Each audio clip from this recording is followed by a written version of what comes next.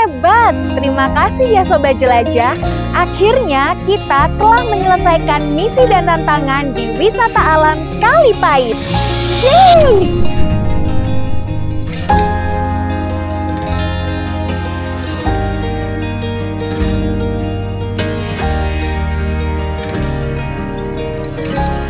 Halo, kamu pasti bingung ya kamu di mana? Sekarang kamu sudah berada di salah satu kearifan lokal di Bondowoso, yaitu destinasi wisata Batu Soon. Misi kamu saat ini adalah mencari sebuah gulungan kertas. Di dalam gulungan kertas tersebut terdapat beberapa petunjuk. Selamat mencari, semoga beruntung. Halo Sobat Jelajah, wah kita sudah sampai nih di kearifan lokal Bondowoso yang akan kita jelajahi selanjutnya. Siapa sangka Bondowoso memiliki situs megalitikum yang menjadi salah satu daya tarik wisata, yaitu Batu Soon. Situs ini terletak di Desa Solor, Kecamatan Cermai, Kabupaten Bondowoso, Provinsi Jawa Timur. Nama Batu Soon ternyata bukanlah nama asli dari situs ini. Dahulu, Batu Soon dalam bahasa Madura bernama Pandepa, yang artinya pendopo. Karena bentuknya yang mirip seperti tumpukan batu yang disusun, masyarakat sekitar pun menyebutnya Betoh Soon dalam bahasa Madura, yang dalam bahasa Indonesia artinya batu susun. Nama Batu Soon sendiri mulai digunakan ketika situs megalitikum ini diubah menjadi wisata alam dan dikelola oleh Dinas Pariwisata Bondowoso sejak tahun 2016. Yuk ikuti saya dalam menjalankan misi mencari gulungan kertas.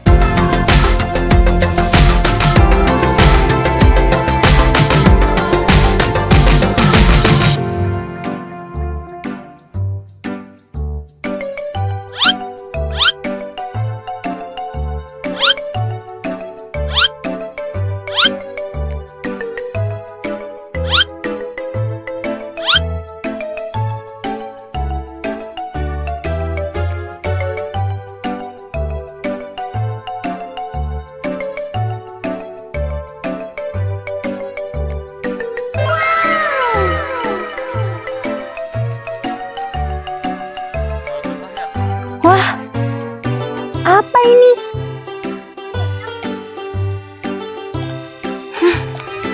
Jangan-jangan ini yang saya cari-cari. Sobat Jelajah, ternyata ini loh gulungan kertas yang saya cari-cari. Yuk kita buka bersama-sama.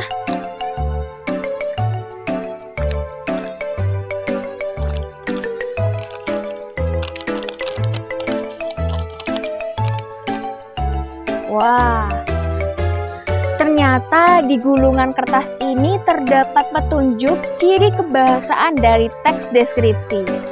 Kira-kira Sobat Jelajah sudah tahu belum apa saja ciri kebahasaan dalam teks deskripsi? Nah, setiap teks dalam bahasa Indonesia selalu memiliki ciri kebahasaan yang khas yang membedakannya dengan teks lain. Begitu juga dengan teks deskripsi. Kira-kira Sobat Jelajah sudah tahu belum apa saja ciri kebahasaan dari teks deskripsi? Di kertas ini tertulis ciri kebahasaan dalam teks deskripsi itu yang pertama ada perincian, kedua cerapan panca indera, ketiga penggunaan imbuhan men, keempat sinonim, kelima kata umum dan kata khusus, dan keenam kalimat bermajas. Ternyata di kertas ini juga ada misi selanjutnya loh.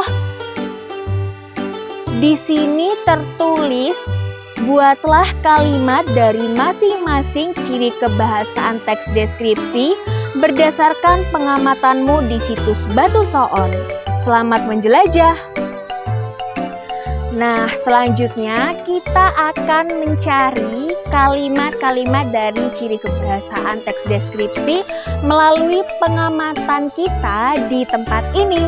Yuk, ikuti perjalanan saya.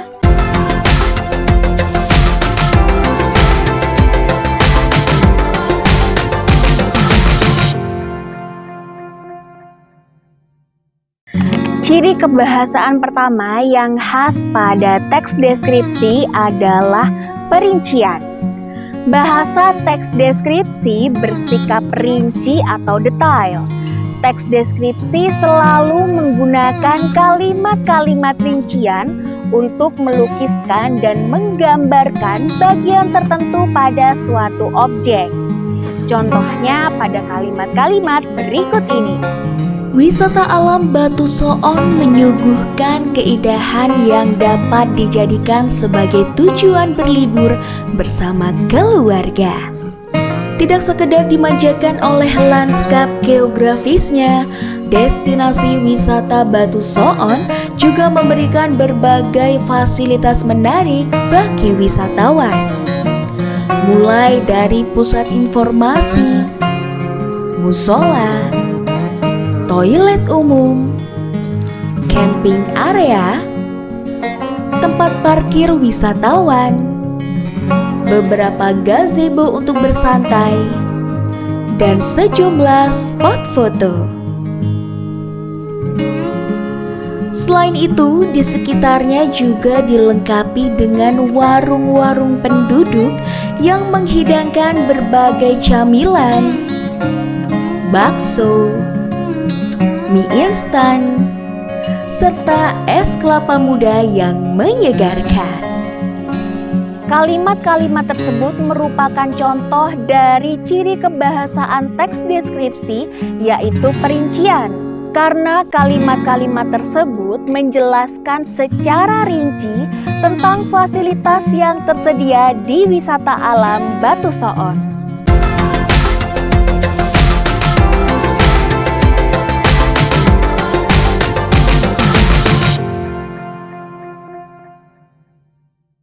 Dalam mendeskripsikan objek, penulis teks deskripsi juga sering menggunakan kalimat yang diwakili oleh panca indera. Tujuannya agar pembaca atau pendengar turut merasakan dan membayangkan objek yang sedang dibahas atau dideskripsikan. Contohnya pada kalimat-kalimat ini. Wisata alam ini juga dilengkapi dengan berbagai spot instagenik dengan latar bentang alam Batu Soon yang menakjubkan. Mulai dari jembatan berbentuk lingkaran berwarna hitam yang berkapasitas maksimal 6 orang. Lalu jembatan berwarna putih memanjang ke arah bawah, hingga tempat duduk yang berada di sekitar jembatan. Kalimat-kalimat ini menggunakan indera penglihatan karena kalimat tersebut mengajak pembaca seolah-olah melihat warna dan bentuk jembatan yang terdapat di Batu Soon. Jika wisatawan berjalan terus kira-kira 20 meter dari jembatan hitam, maka akan menemui spot foto lainnya, yaitu jembatan oranye berbentuk U. Kalimat tersebut menggunakan indera penglihatan karena mengajak sobat jelajah seolah-olah melihat bentuk dan warna dari jembatan ini. Uniknya, di sisi kanan jembatan terdapat jalan setapak menurun yang terbuat dari keramik batu alam yang sedikit licin. Kalimat ini menggunakan indera perabaan karena seolah-olah mengajak sobat jelajah ikut merasakan apa yang saya rasakan saat menyentuh lantai ini. Setelah puas berfoto dan mengelilingi wisata alam Batu Soon, wisatawan dapat menikmati es kelapa muda yang menyegarkan dahaga pada warung yang tersedia.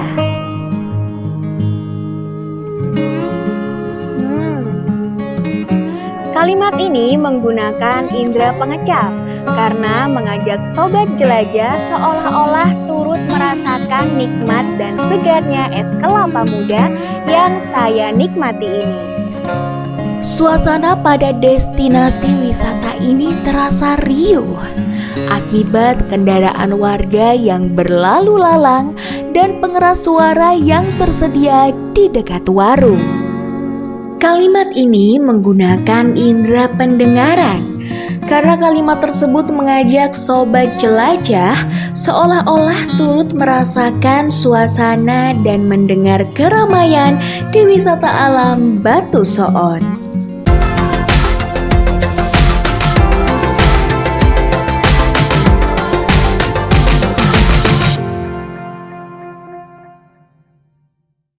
N pada imbuhan men merupakan bunyi nasal atau bunyi hidung yang dapat melebur. Imbuhan men akan meleburkan huruf pertama jika bertemu kata-kata tertentu. Imbuhan men akan melebur apabila diawali dengan huruf K, P, S, atau T dan diawali dengan pola konsonan vokal. Contohnya pada kalimat ini.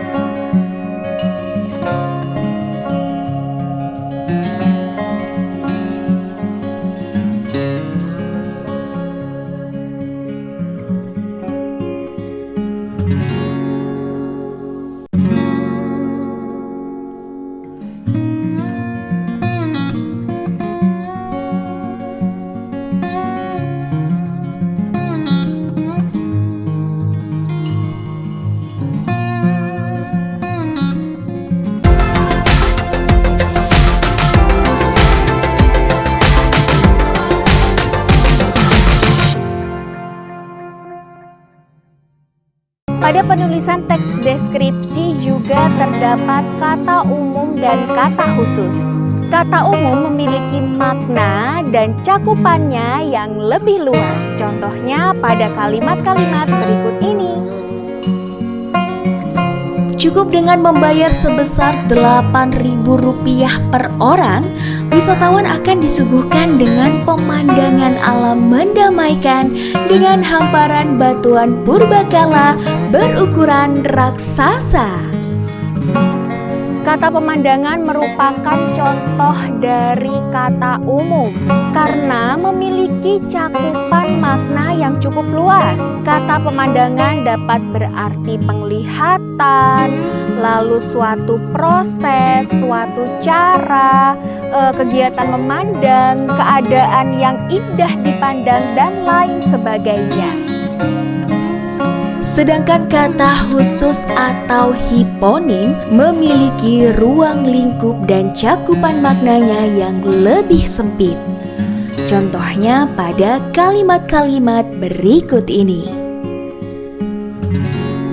Saat berkunjung ke sini, sobat jelajah dapat menikmati dan mengabadikan panorama Batu Soon dengan lebih dekat apabila mengikuti jalan setapak ini. Kata panorama pada kalimat tersebut merupakan contoh dari kata khusus dari pemandangan. Pengertian dari kata panorama sendiri adalah pemandangan alam yang bebas dan luas. Tidak sekedar dimanjakan oleh lanskap geografisnya, wisata alam Batu Soon juga memberikan berbagai fasilitas menarik bagi wisatawan. Kata lanskap pada kalimat ini merupakan contoh dari kata khusus dari kata pemandangan.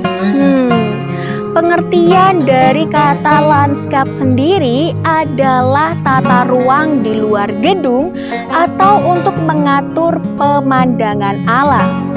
Wisata alam ini juga dilengkapi dengan berbagai spot instagenik dengan latar bentang alam Batu Soon yang menakjubkan.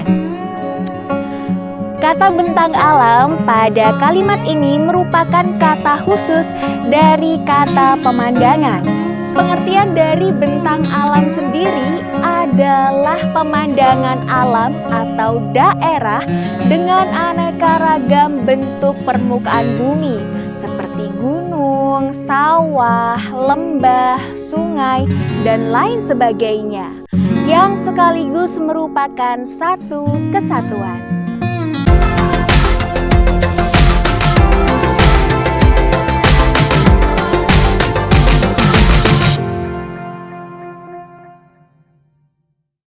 Ciri kebahasaan selanjutnya yang terdapat pada teks deskripsi adalah kata bersinonim. Sinonim adalah kata yang maknanya mirip atau sama dengan kata yang lain. Suatu kata bersinonim dengan kata lain apabila dalam kalimat yang sama, kata tersebut dapat saling menggantikan. Contohnya pada kalimat-kalimat berikut ini. Jarak menuju situs ini sekitar 50 km dari pusat kota Bondowoso dengan estimasi waktu sekitar 1 jam perjalanan. Kata estimasi pada kalimat tersebut dapat digantikan dengan kata perkiraan karena memiliki makna yang sama dan dapat saling menggantikan. Selain itu, di sekitarnya juga ada warung-warung penduduk yang menghidangkan berbagai camilan serta es kelapa muda yang menyegarkan. Kata camilan pada kalimat tersebut dapat diganti dengan kata jajanan atau makanan karena memiliki makna yang sama dan dapat saling menggantikan. Wisata alam ini juga dilengkapi dengan berbagai spot instagenik dengan latar bentang alam Batu Soon yang menakjubkan. Kata menakjubkan pada kalimat tersebut dapat diganti dengan kata mengagumkan karena dua kata ini memiliki arti yang sama dan dapat saling menggantikan.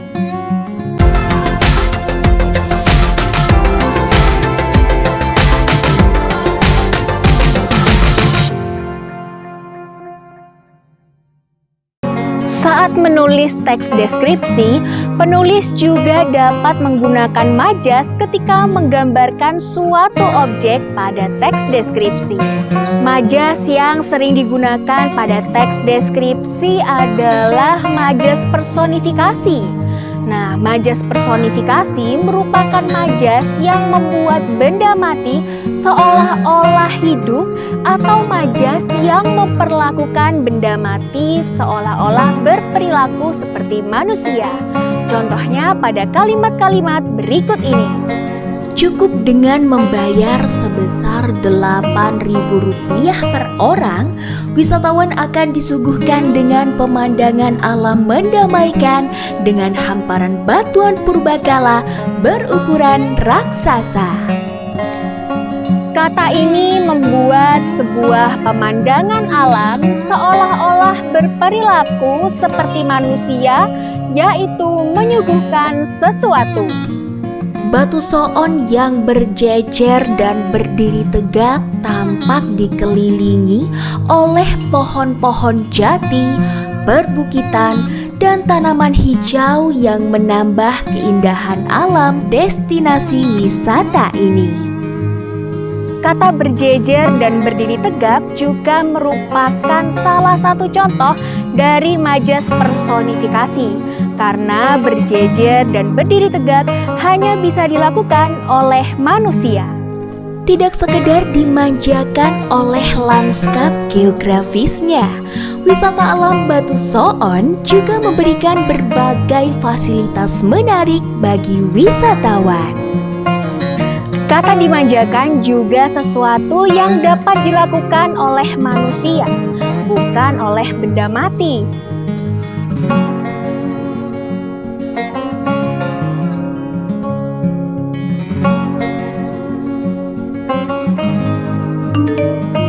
Luar biasa, kamu berhasil menyelesaikan misi ini.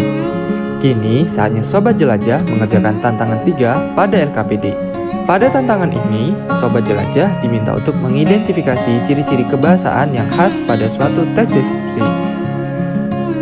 Setelah tantangan ini berhasil Sobat Jelajah lalui, kamu baru bisa pulang. Itulah ciri kebahasaan dari teks deskripsi. Setelah Sobat Jelajah memahami materi ini, coba uji pemahamanmu dengan mengerjakan latihan pada LKPD. Nah, perhatikan penjelasan dan contohnya dengan cermat, lalu kerjakan latihan-latihan ini dengan teliti dan sungguh-sungguh. Bantu saya ya Sobat Jelajah, selamat mengerjakan!